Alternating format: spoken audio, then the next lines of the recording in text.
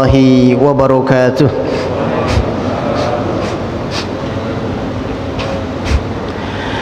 Alhamdulillah, wassalatu wassalamu ala rasulillah alladzi la nabiyya ba'da.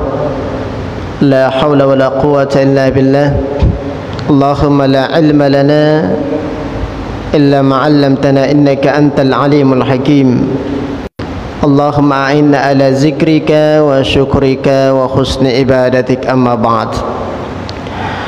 Ma'asyiral muslimin, bapak-bapak, para alim ulama, tokoh masyarakat, cerdik pandai, hadirin wal hadirat, jamaah salat maghrib yang insyaallah dimuliakan oleh Allah Subhanahu wa taala. Alhamdulillah, kembali kita memperbaharui daripada rasa kesyukuran kita kepada Allah Subhanahu wa taala, yang mana pada malam hari yang berbahagia ini kita masih bisa melaksanakan sebuah kewajiban kita dalam rangka meningkatkan ubudiyah ataupun ketakwaan kita kepada Allah Subhanahu wa taala. Mudah-mudahan ketika ada di antara saudara kita yang mana pada saat ini mereka diberikan musibah ataupun cobaan oleh Allah Subhanahu wa taala berupa penyakit, mudah-mudahan kita memohon kepada Allah agar penyakitnya diangkat oleh Allah Subhanahu wa taala, diberikan kepada mereka kesembuhan. Amin ya rabbal alamin. Karena di dalam data dalam pemerintahan pada saat ini setelah selesai Idul Fitri itu ada beberapa lonjakan ya yang terkena daripada COVID-19 positif. Mungkin dikarenakan diantara daripada saudara-saudara kita ketika selesai berpuasa sehingga tidak bisa menahan dirinya untuk menikmati kue-kue lebaran sehingga menyebabkan mereka demam ataupun yang lainnya. Tapi Bapak Ibu yang dimuliakan Allah Subhanahu wa taala, begitu juga dengan kita. Alhamdulillah pada hari ini masih ada sedikit ya gejala pilek ya. Ini mungkin dikarenakan terlalu banyak menikmati kue bawang nampaknya. Bapak Ibu yang dimuliakan Allah, alhamdulillah sebuah keistimewaan bagi kita setelah selesai menunaikan membagi sedikit waktu kita untuk duduk sejenak di majelis ilmu ini. Seperti halnya sebuah tawaran yang dilemparkan oleh Rasulullah sallallahu alaihi wasallam kepada para sahabatnya ketika itu. Apa kata Rasulullah? Ya ashabi, wahai sahabatku, ala adullukum ala amalin, apakah kalian mau saya tunjukkan sebuah amal soleh? Apabila kalian melakukan amal soleh ini, kata Rasulullah, maka Allah akan menggugurkan daripada dosa-dosa kalian, Allah melipat gandakan pahala kalian dan mengangkat darajat kalian sampai ke sisi Allah. Maka apa kata para sahabat? Qalu bala ya Rasulullah, tentu kami mau. Ibadah apa itu? Maka apa kata Rasulullah? Salah satu di antaranya adalah intizarus shalah ba'da shalah. Setelah selesai salat, seraya menunggu masuknya salat, setelah itu mereka duduk sejenak di masjid ataupun di rumah ibadah itu. Bapak Ibu yang dimuliakan Allah, secara tidak langsung Allah telah melipat gandakan pahala kita, kemudian menggugurkan daripada dosa-dosa kita, dikarenakan kita masih bisa membagi sejenak waktu kita untuk duduk di dalam majelis ilmu ini. Bapak Ibu yang dimuliakan Allah, kemudian salawat beriringkan salam senantiasa kita hadiahkan ke junjungan kita, uswatun hasanah kita, yaitu Rasulullah sallallahu alaihi wasallam yang berlafazkan Allahumma salli ala sayyidina Muhammad wa ala ali Muhammad, assalamu alayka ya Rasulullah. Tayyib Bapak Ibu jamaah salat maghrib yang dimuliakan Allah Subhanahu wa taala, ada sebuah hadis Rasulullah sallallahu alaihi wasallam yang mana hadis ini diriwayatkan oleh Imam Muslim, berarti derajatnya adalah sahih. Diceritakan oleh salah seorang sahabat bernama Abu Ayyub Al-Ansari. Abu Ayyub ini adalah kunyah. Apa yang dinamakan dengan kunyah? Kunyah itu adalah panggilan, nama panggilan yang dinobatkan oleh para sahabat ataupun Rasulullah. Salah satu di antaranya adalah sahabat ini, kunyahnya Abu Ayyub, padahal namanya adalah Khalid bin Zaid. yang mana Abu Ayyub ini dari kabilah Ansar, yang bermukim di Madinah. Pertama sekali daripada Rasulullah sallallahu alaihi wasallam berhijrah, berpindah dari Mekah ke Madinah, itu penduduk Madinah itu sudah bersiap siaga untuk menyambut kedatangan Rasulullah. Maka ada salawat yang mungkin pernah kita dengar ataupun mungkin nasyid yang dikumandangkan oleh orang-orang Madinah ketika itu, tala'al badaru alaina, ketika kedatangan daripada Rasulullah dari Makkah ke Madinah. Beliau itu ketika itu mengendarai seekor unta diiringi dengan para sahabat yang lainnya. Banyak di antara sahabat yang bermukim di Madinah, mereka berkeinginan Rasulullah itu menginap di rumah mereka masing-masing. Ya Allah, sesungguhnya Rasulullah sallallahu alaihi wasallam sebentar lagi akan mendatangi kota Madinah. Jadikanlah ia sebagai tamu di dalam rumah tangga kami. Banyak di antara sahabat yang berkeinginan dan memohon kepada Allah. Rumah yang pertama dilewati oleh Rasulullah dengan ontanya. Akhirnya sahabat ini merasa merugi, dia merasa sedih, kenapa Rasulullah tidak bermukim di tempatku. Ada beberapa rumah yang dilewati oleh Rasulullah, ternyata lambat laun Rasulullah sallallahu alaihi wasallam dengan mengendarai seekor unta, beliau itu mendatangi salah seorang rumah di antara sahabat namanya Abu Ayyub Al-Ansari. Berarti pertama sekali ditempati oleh Rasulullah sallallahu alaihi wasallam rumah di Madinah itu adalah rumahnya Abu Ayyub. Dan ketika itu diceritakan di dalam sebuah riwayat, Rasulullah dalam kondisi berpuasa pada hari Senin. Maka ditanya oleh sahabat Rasulullah sallallahu alaihi wasallam, ya Rasulullah, ma asabaka an tasumu yaumal isnin. Ini sebuah pertanyaan yang dilontarkan oleh sahabat yang ada di Madinah ketika itu. Ya Rasulullah, apakah yang menyebabkan engkau berpuasa pada hari ini, yaitu pada hari Senin? Maka apa kata Rasulullah, wahai sahabatku, sesungguhnya hari Senin itu adalah yaumin wulidtu, pada hari Senin inilah aku dilahirkan. Secara tidak langsung Rasulullah menyampaikan kepada para sahabat yang ada di Madinah ketika itu bahwasannya hari Senin itu adalah hari kelahirannya. Dikhabarkan oleh Rasulullah kepada para sahabat ketika itu. Dan hari Senin itu adalah hari diutus aku sebagai Rasul. Dan hari Senin ini jugalah ibadah kita dilaporkan kepada Allah Subhanahu wa ta'ala. Fi yaumil isnin wa yaumil khamis, ketika dilaporkan oleh malaikat kepada Allah Subhanahu wa ta'ala ibadah kita, yang pertama sekali ditanyakan oleh Allah kepada malaikat yang diperintahkan tadi bukan masalah ibadah puasa Ramadan kita, Pak, bukan pahala zakat fitrah ataupun zakat mal kita, bukan ibadah daripada solat kita yang ditanyakan oleh Allah. Tapi yang pertama sekali ditanyakan oleh Allah Subhanahu wa ta'ala seperti halnya yang diceritakan oleh Rasulullah, wahai malaikatku, kata Allah, apakah hambaku ketika engkau tinggalkan mereka di bumi sudah saling memaafkan satu sama lain? Berarti kita wajib, bukan sunnah, tetapi wajib hukumnya saling memaafkan satu sama lain. Maka syiar daripada kebudayaan ataupun kebiasaan orang-orang tia kita dulu, setelah selesai puasa Ramadan disambut dengan Idul Fitri, langsung hari yang pertama itu saling memaafkan satu sama lain itu. Oleh karena itu Bapak Ibu, terkhusus bagi kita mungkin ada sebelum-sebelumnya penyampaian kita yang dapat menyinggung daripada perasaan bapak-bapak, kita mohon maaf ya, mohon maaf segala kekhilafan ataupun kesalahan yang tidak disengaja ataupun ada unsur kesengajaan. Tapi Bapak Ibu yang dimuliakan Allah Subhanahu wa ta'ala, maka apa kata Allah Subhanahu wa ta'ala, ya malaikat, apakah mereka sudah saling memaafkan di antara saudara-saudaranya?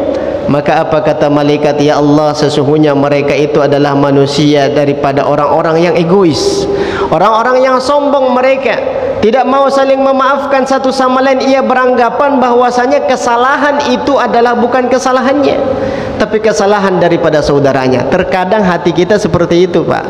Enak betul lah bapak itu, saya minta maaf ke dia, padahal dia terus yang selalu menyakiti daripada perasaanku. Itu yang sering kita ucapkan. Maka apa kata Rasulullah SAW? Tangan yang lebih dahulu memohon maaf kepada saudaranya itu jauh lebih baik. Allah tidak melihat siapa yang salah, siapa yang betul. Kata Rasulullah, siapa duluan di antara mereka yang memaafkan daripada saudaranya, itu adalah orang yang lebih istimewa di sisi Allah Subhanahu wa taala. Saling memaafkan satu sama lain. Maka momentum di dalam bulan Syawal, terkhusus di Indonesia, itu adalah momentum saling bermaaf-maafan. Padahal saling bermaaf-maafan itu setiap saat itu. Tidak harus di dalam bulan Syawal. Ketika ada kesalahan kita sampaikan kepada saudara kita permohonan maaf. Ketika ada ketersinggungan di dalam ucapan yang kita sampaikan kepada mereka. Tapi Bapak Ibu yang dimuliakan Allah, maka salah satu yang menyebabkan aku berpuasa pada hari ini, kata Rasulullah, bertepatan pada hari Senin, yang mana hari Senin itu adalah hari kelahiranku. Hari Senin itu adalah hari di mana aku diutus sebagai Rasul, dan salah satu hari di antara 7 hari itu adalah hari Senin, di mana ibadahku dilaporkan kepada Allah Subhanahu wa taala. Wa ana uhibbu ayyurfa'u amali wa dzalika ana shahib. Dan aku sangat mencintai dan menyukai ibadahku dilaporkan kepada Allah, yang mana ketika itu saya dalam kondisi berpuasa. Tapi Bapak Ibu yang dimuliakan Allah Subhanahu wa taala, maka sampailah ke Madinah, rumah yang pertama sekali disinggahi daripada Rasulullah sallallahu alaihi wasallam adalah rumahnya Abu Ayyub Al-Ansari. Berapa lama ia bermukim di situ? Ada yang menyampaikan 3 bulan lamanya. Bahkan ada yang menceritakan selama 7 bulan Rasulullah bermukim di rumah daripada Abu Ayyub Al-Ansari itu. Sebelum Masjidin Nabawi ataupun rumahnya Rasulullah selesai ketika itu, Nabi selalu bermukim di rumahnya daripada Abu Ayyub Al-Ansari. Kebetulan rumahnya ketika itu ada 3 lantai. Ya, ada 3 lantai. Lantai yang dihuni oleh Rasulullah adalah lantai pertama. Suatu saat Abu Musa itu merasa tidak enakan karena tamunya diposisikan di lantai yang paling bawah. Kebetulan daripada tamunya ini adalah Rasulullah. Suatu ketika ia sampaikan ketidakenakannya kepada Rasulullah, ya Rasulullah, aku merasa tidak sopan dikarenakan posisiku adalah di lantai 2, sedangkan engkau berada di lantai yang pertama. Ketika hujan turun, itu membasahi daripada terasnya lantai yang pertama, dilap dulu oleh Abu Ayyub Al-Ansari. Sampai seperti itu penghormatannya kepada Rasulullah sekaligus tamunya. Ada kewajiban kita selaku umat Islam untuk menghormati daripada tamu kita. Tamu itu membawa rahmat, tamu itu membawa rezeki. Seperti halnya yang disampaikan oleh Rasulullah SAW, barang siapa di antara umatku yang ingin sekali dilapangkan rezekinya, maka terimalah ataupun hormatilah tamu. Bapak Ibu yang dimuliakan Allah Subhanahu wa taala, ini adalah sosok daripada Abu Ayyub Al-Ansari, yang mana beliau itu berwasiat, ketika saya meninggal nantinya, tolong saya dikuburkan di salah satu tembok Konstantinopel yang ada di Turki ketika itu. Itu adalah wasiat dia. Kenapa? Apa alasannya Abu Ayyub berwasiat seperti itu? Aku pernah mendengar daripada Rasulullah SAW bersabda, suatu saat nantinya itu Konstantinopel itu akan ditaklukkan oleh umat Islam. Walaupun di masa hidupku belum tertaklukkan, sebaik-baik tentara adalah tentara yang bisa menaklukkan Konstantinopel. Minimal aku masih mendengar suara kuda daripada umat Islam, yang mana mereka berbondong-bondong menguasai daripada Konstantinopel. Bapak Ibu yang dimuliakan Allah Subhanahu wa taala, ada 2 kota yang dari dulu selalu bermasalah di dalam pertikaian itu. Salah satu di antaranya Konstantinopel, kemudian yang kedua adalah Palestina itu. Bapak Ibu yang dimuliakan Allah Subhanahu wa taala, maka apa kata ulama-ulama kita? Ada 3 hal yang perlu bisa kita lakukan untuk membantu daripada saudara kita yang ada di sana. Yang pertama adalah tabarru. Apa itu tabarru? Ketika ada kelapangan rezeki, kelebihan rezeki, ya sudah sumbangkan sebahagian harta kita untuk membantu daripada saudara-saudara kita yang ada di Palestina itu. Kita sudah berlebaran, sudah berlalu, walaupun mungkin dalam kondisi sekarang tidak terlalu meriah, tapi dibandingkan daripada saudara-saudara kita yang ada di Palestina, luar biasa. Luar biasa mereka. Itu adalah janji daripada Allah Subhanahu wa taala sampai hari kiamat itu.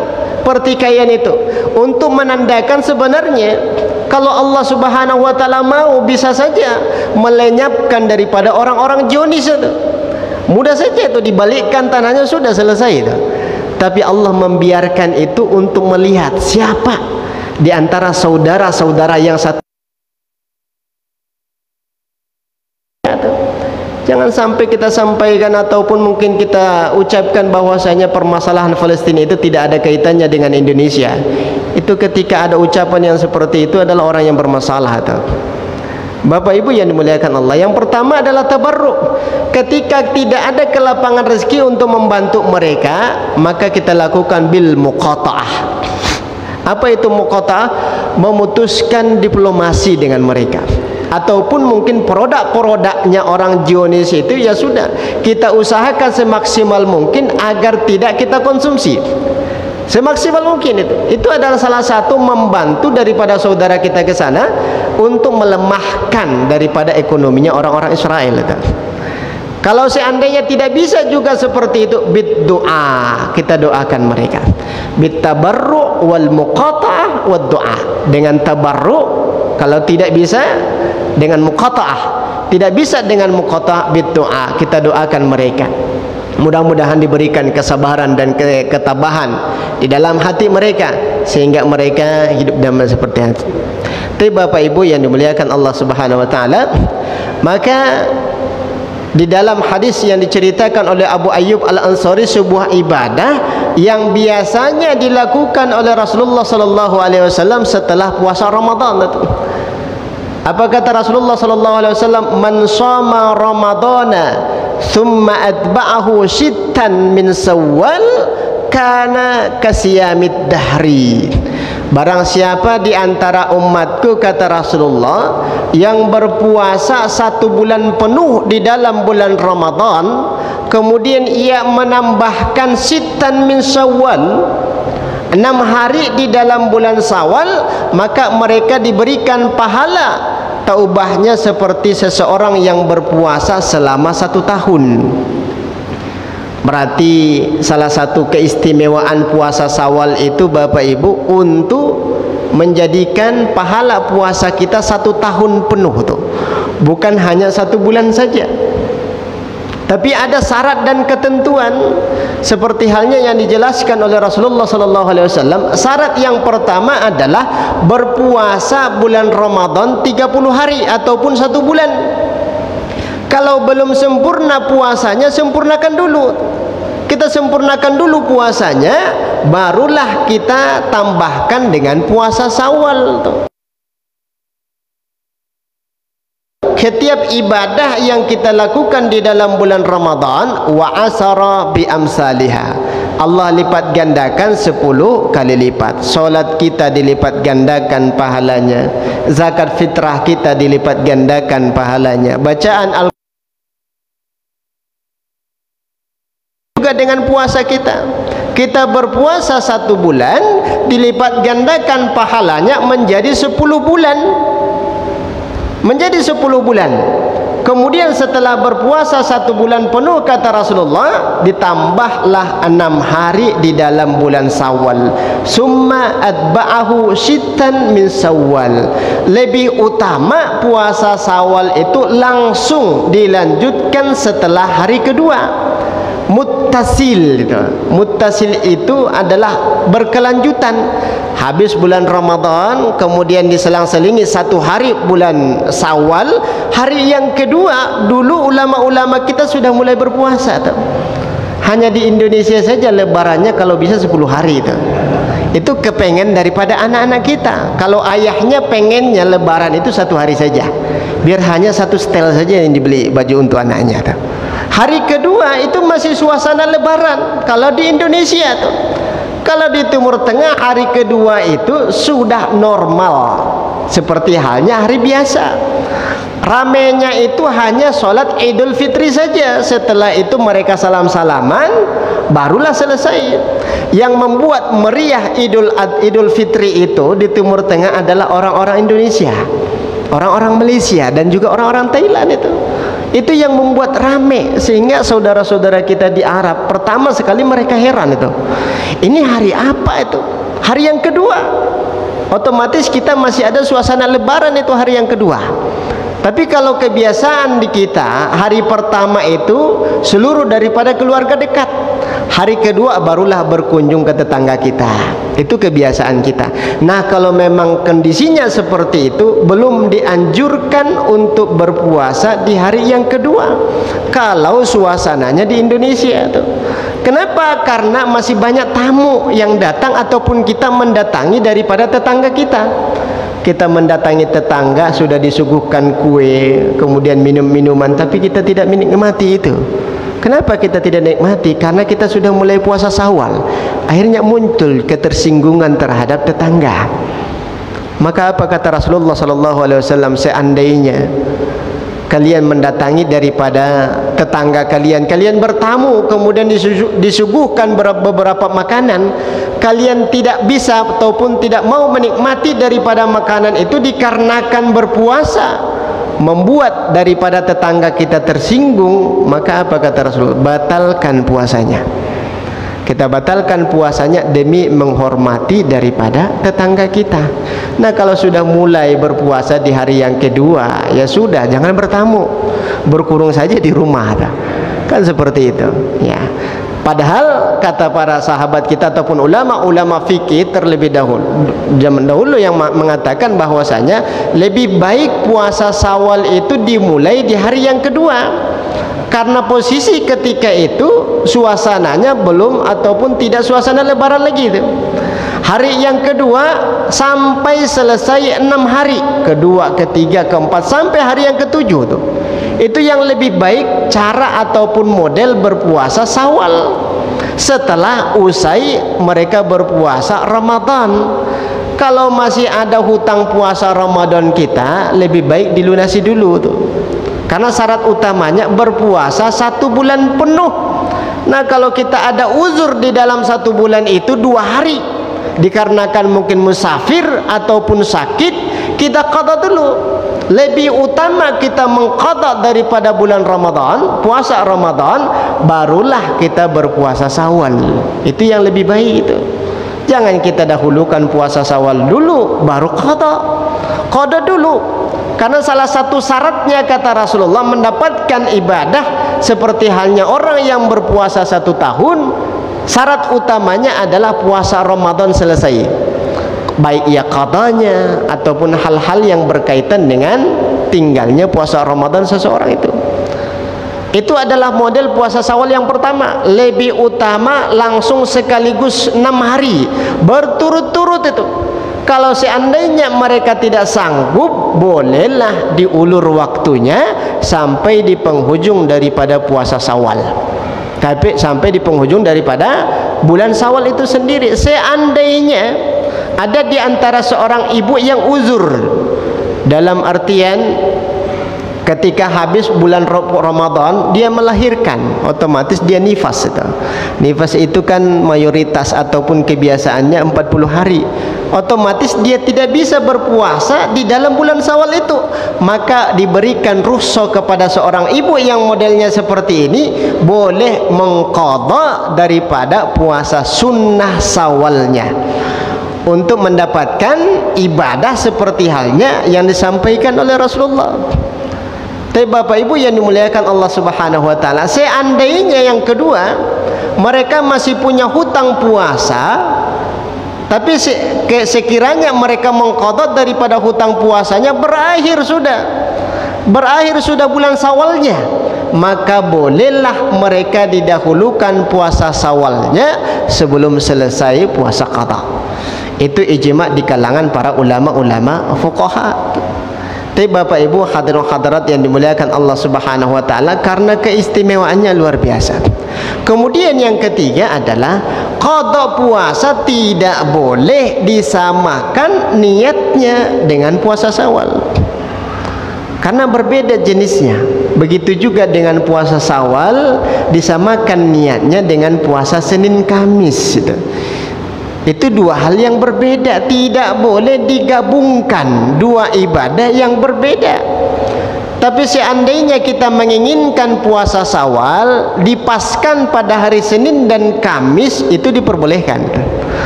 Puasa Syawalnya lewat, keistimewaan dikarenakan berpuasa pada hari Senin itu kita dapat itu. Tapi yang tidak boleh itu jangan kita pasang niatnya untuk berpuasa Senin besok hari Senin itu. Karena kebiasaan kita kan puasa Senin Kamis itu. Ketika masuk bulan Syawal kita belum ada berpuasa bulan Syawal, sehingga ia berniat besok untuk berpuasa sunnah, yaitu puasa Senin, maka puasa Syawalnya belum usai itu. Tapi seandainya ia berniat nawaitu shauma ghadin an adai min shaumis Syawal adaan lillahi ta'ala, kemudian esok hari ia berpuasa, maka terhitunglah dia berpuasa satu hari di dalam bulan Syawal plus mendapatkan keistimewaan karena berpuasa pada hari Senin itu. Bapak Ibu yang dimuliakan Allah Subhanahu wa taala, kemudian yang terakhir kata ulama-ulama fikih kita, yang mana puasa Syawal ini seandainya tidak sanggup ataupun mampu untuk berpuasa langsung sekaligus 6 hari, boleh diselang-selingi itu. Boleh diselang-selingi. Jangan sampai di penghujung daripada bulan Syawal ternyata kita belum usai puasanya. Padahal jelas kata Rasulullah sallallahu alaihi wasallam, berpuasa seperti halnya orang yang berpuasa 1 tahun, Pak. Diberikan ganjaran pahala kepada mereka kayaumin, seperti halnya orang yang berpuasa ad-dahri. Kenapa Rasulullah sallallahu alaihi wasallam memakai kalimat dahrun? Dahrun itu kan sepanjang masa. Sepanjang masa. Kemudian diterjemahkan oleh para ulama-ulama hadis kita, mereka mengkategorikan sepanjang masa itu adalah bimakna as-sanah, bimakna satu tahun, karena ada hadis yang kedua mengatakan bahwasanya orang yang berpuasa Ramadan kemudian ditambah dengan 6 hari di bulan Syawal, mereka diibaratkan berpuasa sanah, kata Rasulullah. Berarti dua konteks yang berbeda. Tapi Bapak Ibu hadirin hadirat yang dimuliakan Allah Subhanahu wa taala, mudah-mudahan mungkin ada di antara kita yang belum memulai daripada puasa Syawal itu. Mari kita sama-sama besok tuh. Besok kan hari Senin itu, kita mulai hari pertama di dalam berpuasa di dalam bulan Syawal itu sendiri. Kemudian ditambah lagi pada hari Kamisnya. Senin Kamis sudah selesai itu. Tanpa harus berpuasa di hari yang lain kecuali hari Senin dan juga hari Kamis. Tapi Bapak Ibu yang dimuliakan Allah, mungkin ada beberapa hal yang perlu kita diskusikan pada majelis ini. Karena masih panjang waktu kita, dipersilakan kepada Bapak Ibu. Silakan Pak Ibu. Ini masih suasana Lebaran, jadi agak seperti apa? Assalamualaikum warahmatullahi wabarakatuh. Assalamualaikum warahmatullahi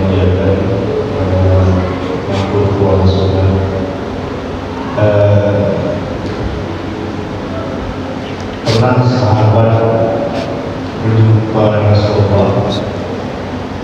Intinya sahabat tersebut sanggup berpuasa 1 bulan penuh di luar Ramadan. Kemudian Rasulullah mengatakan kepada sahabat itu, kasih hak pada tubuh, tubuh punya hak juga. Ini merasa ibadah. Dan sebagai kekuasaan kemudian yang kedua, Rasulullah berpuasa di Senin dan Kamis karena 2 hari tersebut amal ibadah dilakukan ke Allah SWT. Pertanyaan saya,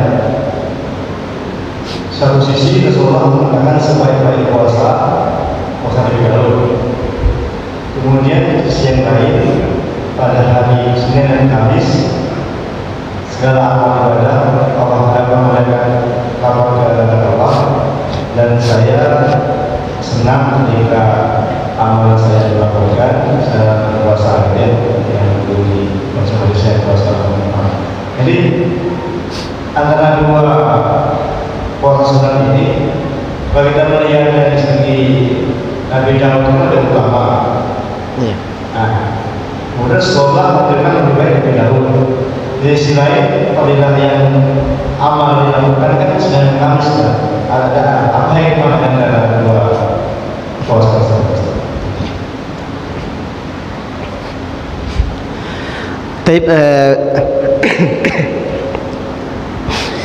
Bapak Ibu yang dimuliakan Allah Subhanahu wa taala,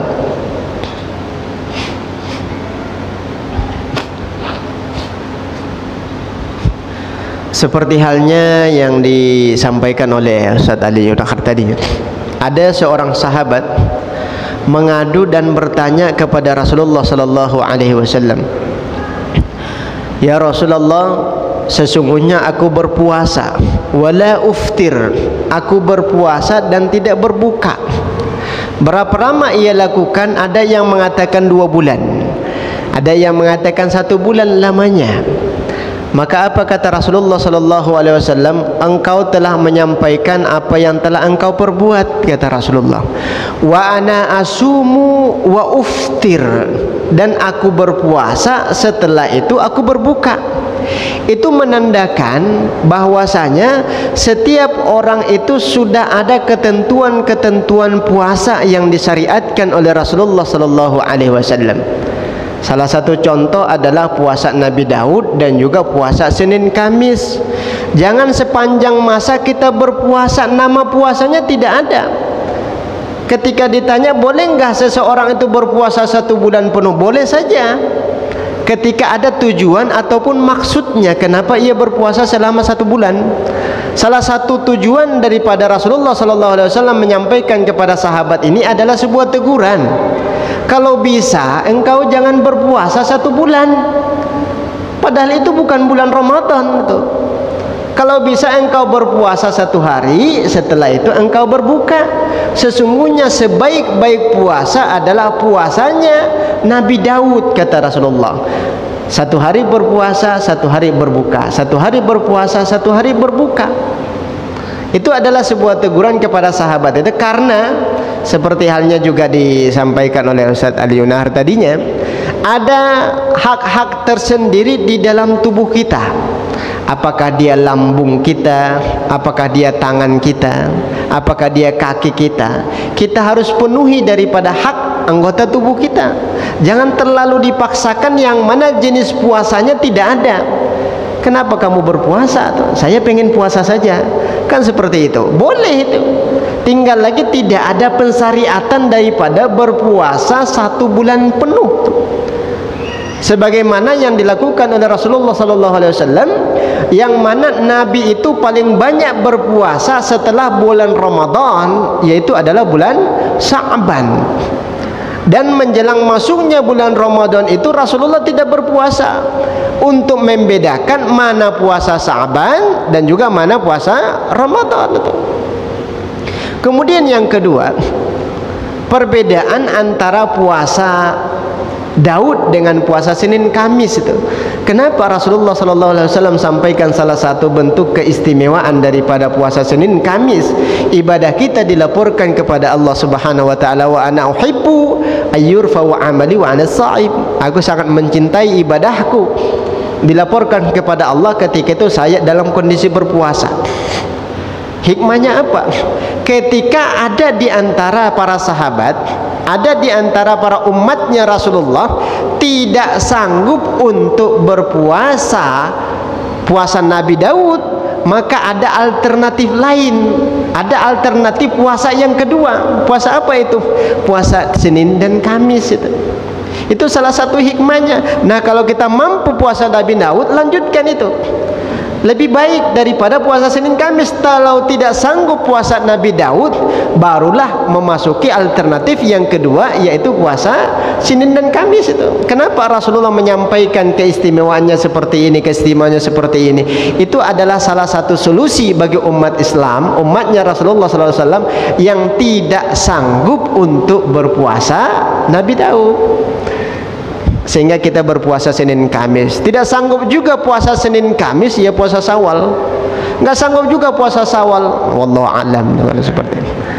Kan seperti itu. Ya, wallahu alam bisa. Silakan Bapak Ibu, ada waktu 5-10 menit lagi nih, masih panjang ternyata waktu kita ya. Ya, silakan.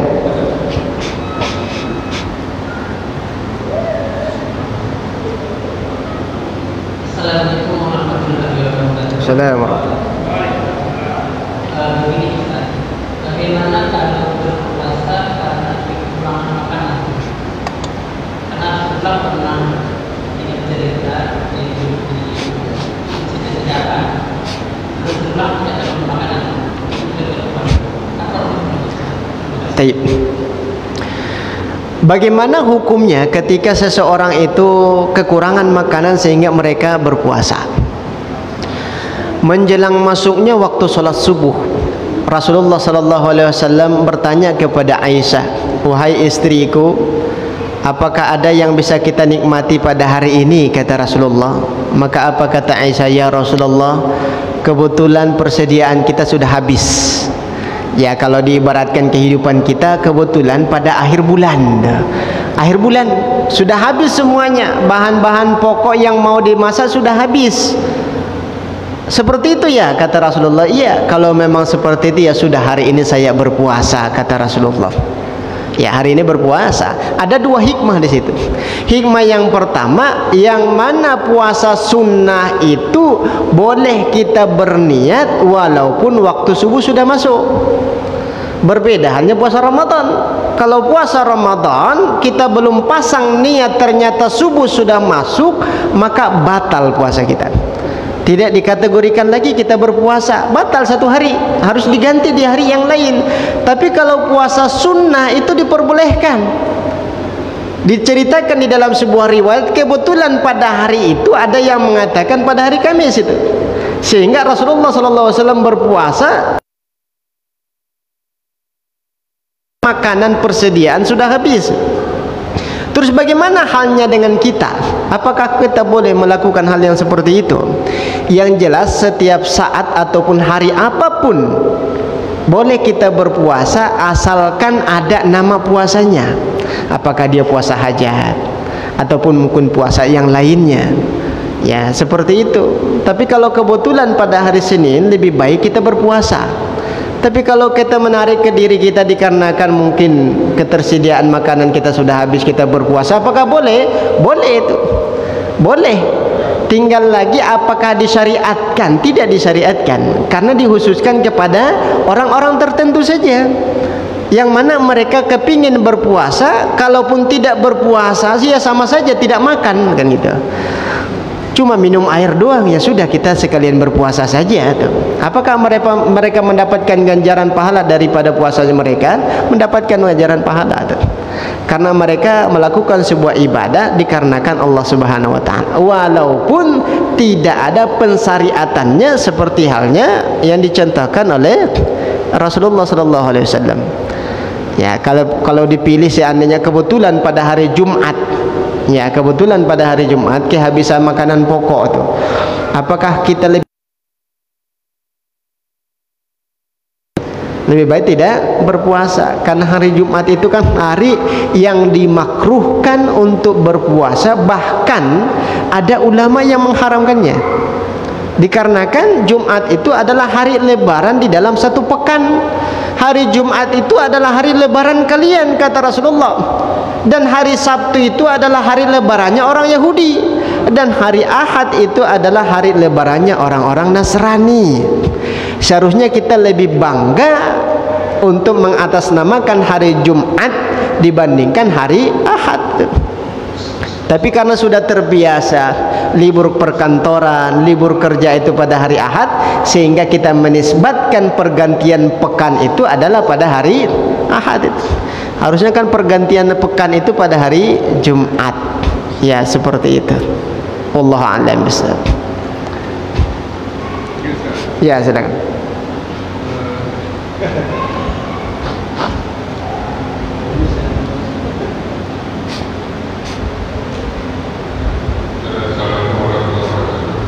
Waalaikumsalam. Mungkin juga terkait dengan membayar atau kewajiban kita sebagai seorang anak terhadap katakanlah puasa orang tua kita. Jadi begini, apakah kewajiban kita seorang anak apabila sampai di bulan Ramadan orang tua kita meninggal dunia, ini kewajiban anak membayar puasanya atau membayar fidyahnya? Apa kewajiban seorang anak terhadap orang tua yang meninggal dunia di dalam bulan Ramadan? Merujuk ke dalam sebuah hadis Rasulullah sallallahu alaihi wasallam, "Man mata wa alaihi siyamu shoma anhu waliyuhu." Barang siapa yang meninggal maka dibebankan kewajiban untuk menggantinya kepada keluarganya. Tapi seandainya orang tua kita ini selama dia hidup ternyata tidak mampu untuk berpuasa dikarenakan sudah uzur, maka yang diganti itu bukan qada puasanya, tapi yang diganti itu adalah fidyah. Hari pertama, hari kedua sampai hari ke-10 ini. Padahal di dalam 10 hari itu juga dia tidak berpuasa. Dia hanya dibebankan untuk membayarkan fidyah. Maka ganti daripada puasa yang hendak dilakukan oleh anaknya adalah untuk membayarkan fidyahnya. Apa bentuk puasanya? Apakah dia puasa ataupun fidyah?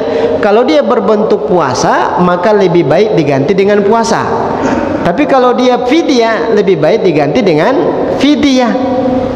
Lebih baik diganti dengan fidyah. Seandainya keluarganya tidak ada yang sanggup untuk mengqadha daripada puasa, menjadi pembayaran fidyah. Kalau tidak ada yang sanggup, itu tidak ada yang sanggup di antara keluarganya, maka boleh diganti qadha daripada orang tuanya itu menjadi fidyah. Yang diganti itu kan yang 10 hari, 20 hari itu kan beliau itu sudah meninggal dunia. Kalau sudah meninggal dunia, maka kewajiban untuk mengqadha 20 hari lagi tidak ada lagi, karena batas usianya hanya sampai di hari yang ke-10. Begitu juga dengan zakat fitrahnya. Kalau ada di antara saudara kita, ada di antara orang tua kita, keluarga kita yang meninggal dunia sebelum terbenamnya matahari di akhir daripada bulan Ramadan, maka belum ada kewajiban untuk membayar zakat fitrah. Tapi kalau kita hendak membayarkannya juga baik, bagus itu.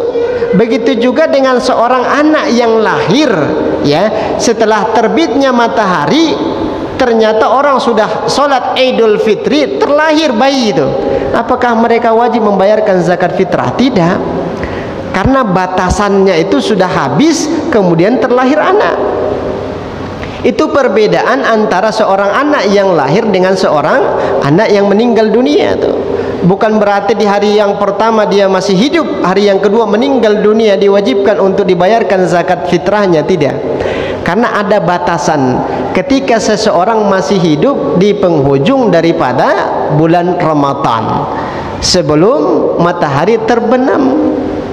Itu perbedaan antara qadha daripada puasa dengan pembayaran fidyah.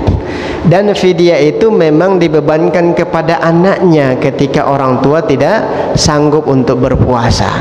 Dan pembayaran fidyah itu di mana orang tua kita hidup. Ya, kalau orang tua kita dia bermukimnya di Bukit Tinggi, meninggalnya di Bukit Tinggi, yang membayarkan fidyahnya lebih baik dikirim ke sana daripada dibayarkan di Tanjung Pinang. Bukan berarti tidak sah, ya, lebih baik di mana orang itu bermukim, disitulah dibayarkan fidyah ataupun zakat fitrahnya. Tapi kalau mungkin menjelang Idul Fitri kemudian mereka balik kampung kemudian membayarkan zakat fitrahnya di sana, sah zakat fitrahnya. Tinggal lagi lebih baik di mana mereka bermukim, seperti itu. Wallahu a'lam bishawab.